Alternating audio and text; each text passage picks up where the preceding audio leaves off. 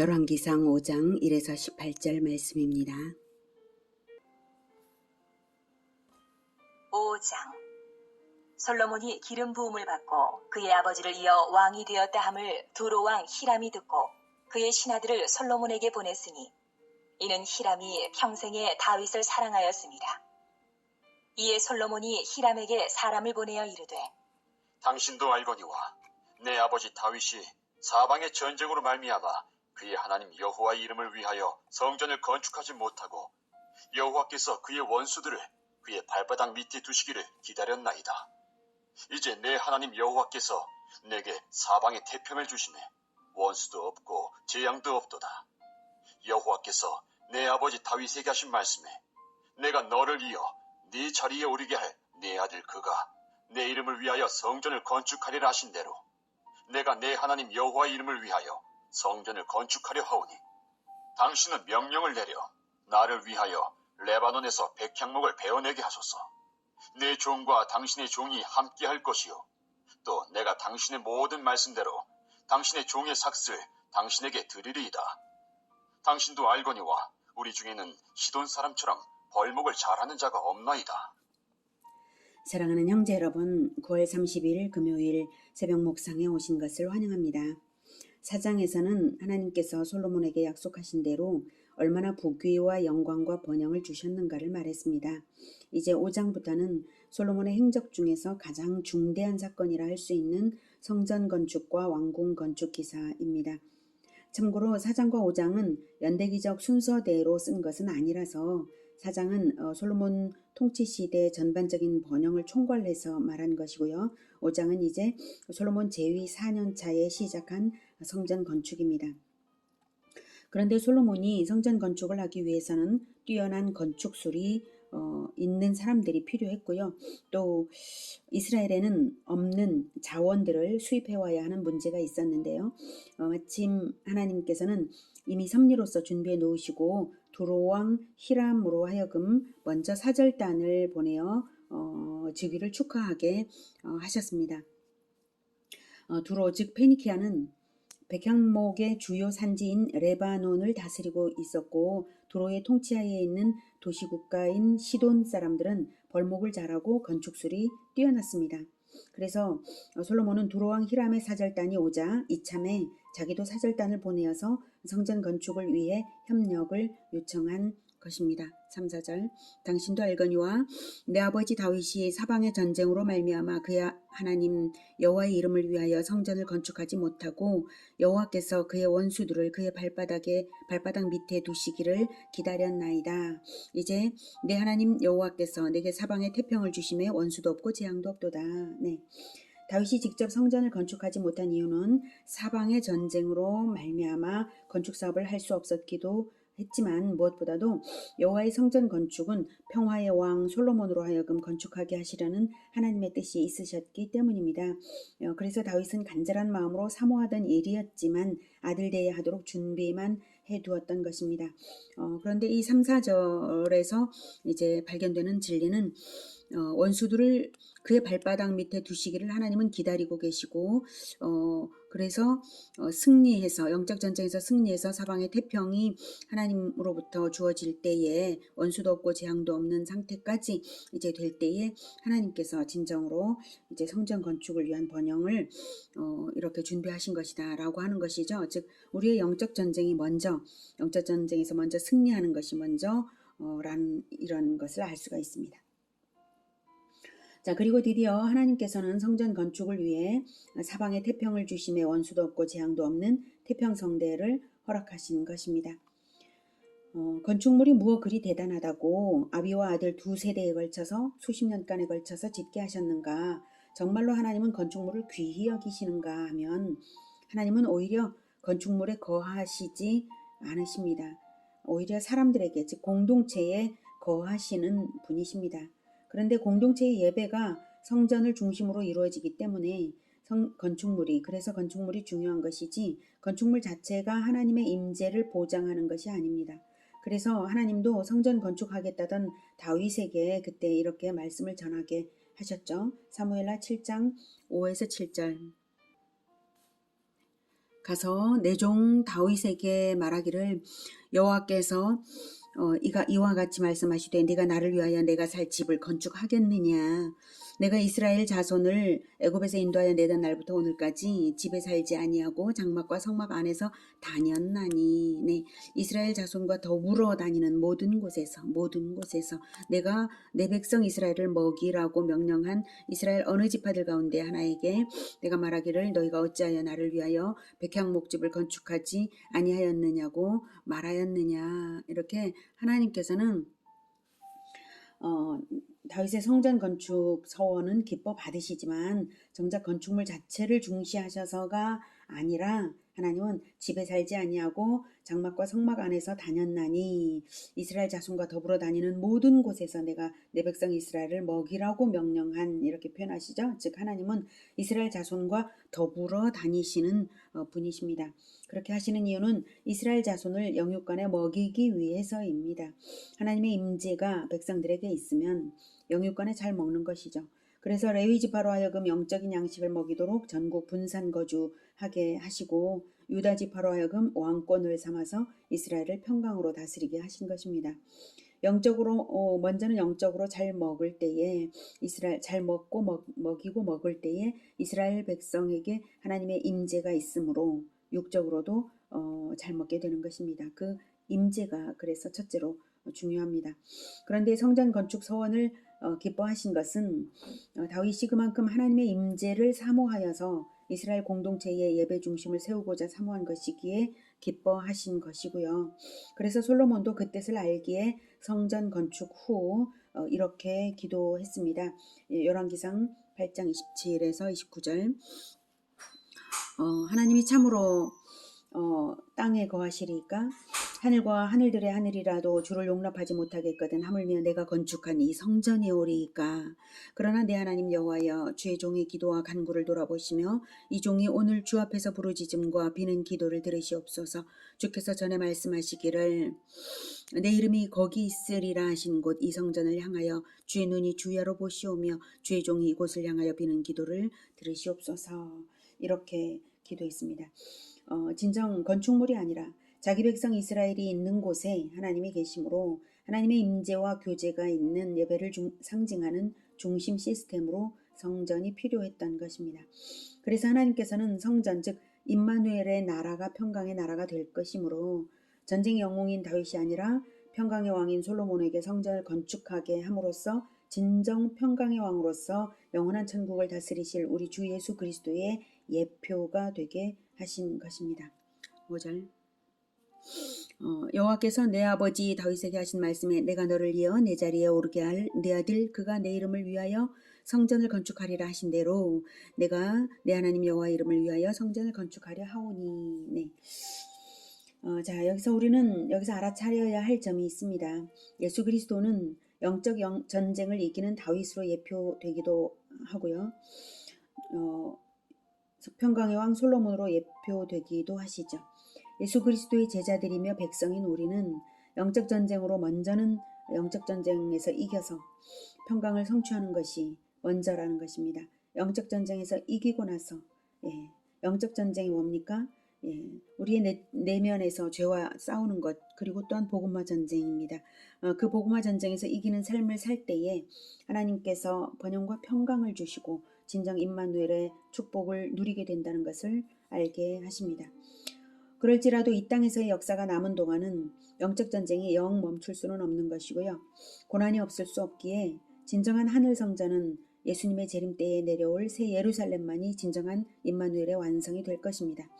그때 천국은 오히려 건물 성전이 없는데요. 천국에는. 왜냐하면 하나님의 임마누엘이 완전히 온 백성에게 성취되어 있기 때문에 성전이 따로 필요 없다고 요한계시록은 말하고 있습니다. 요한계시록 21장 22절에 성 안에서 내가 성전을 보지 못하였으니 이는 주 하나님 곧 전능하신 이와 및 어린 양이 그 성전이심이라.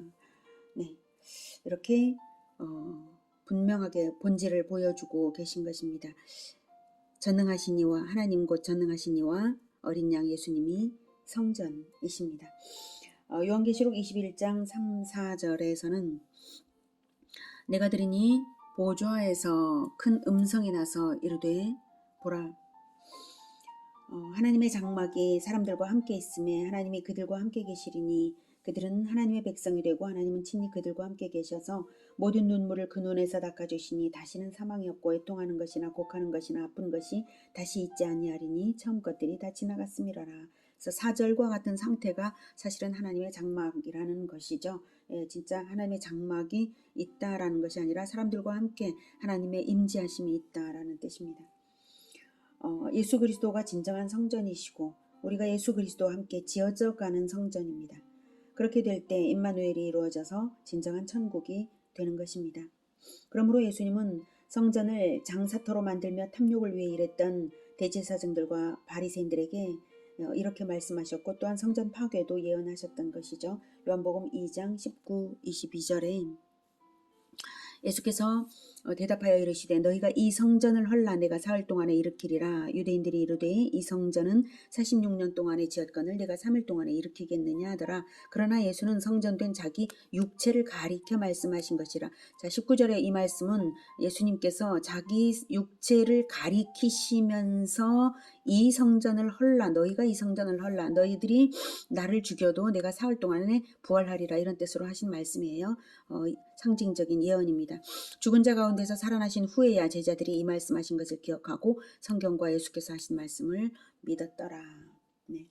이렇게 진정한 성전이신 예수님 자신의 죽으심과 부활을 의미하는 예언을 자기 몸을 가리키시며 이 성전을 헐라 라고 하신 것이고요. 하나님의 임재가 없는 성전은 무의미하기에 결국 파괴될 것을 예언하셨습니다. 마태복음 24장 1, 2절에 예수께서 성전에서 나와서 가실 때에 제자들이 성전 건물들을 가리켜 보이려고 나오니 대답하여 이르시되 너희가 이 모든 것을 보지 못하느냐. 이 모든 것은 성전이 이미 타락해 있는 것, 성전 권력이 이미 타락해 있는 것을 보지 못하느냐 이거죠. 성전에서 제사장 바리새인들과의 대립이 있고 난 다음에 이 말씀을 하셨어요. 이 모든 것은 타락상입니다.